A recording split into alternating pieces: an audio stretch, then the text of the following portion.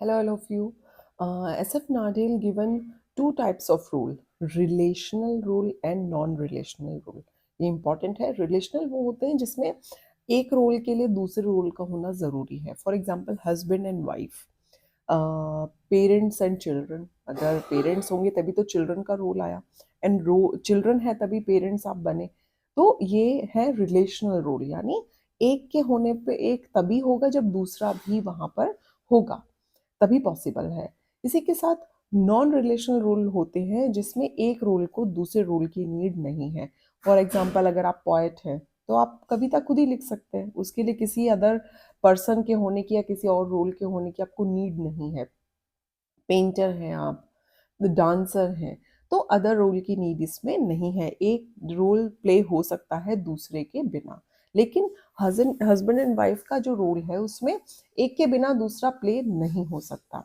इसी तरह से एस एफ नाडल ने 3 और इम्पोर्टेंट रूल्स दिए थे, और वो थे पिवोटल रोल या पाइवोटल रोल.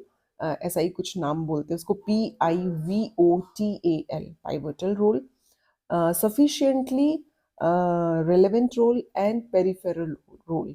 Pivotal क्या है? जो बहुत ज़्यादा आपके लिए इम्पॉर्टेंट है, जिसको आप इग्नोर नहीं कर सकते, आपको वो प्ले करना ही पड़ेगा.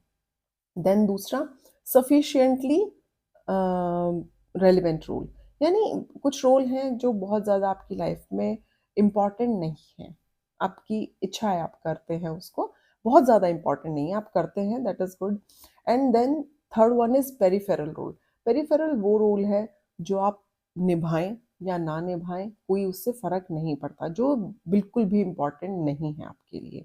तो ये 3 टाइप्स ऑफ रोल भी एस एफ नाडेल ने ही दिया था, ये याद रखना है. Pivotal, sufficiently relevant and peripheral. इसका मीनिंग मैं आप लोगों को ऑलरेडी बता चुकी हूँ. Do like, subscribe and share my YouTube channel. Thank you so much. Bye bye and take care.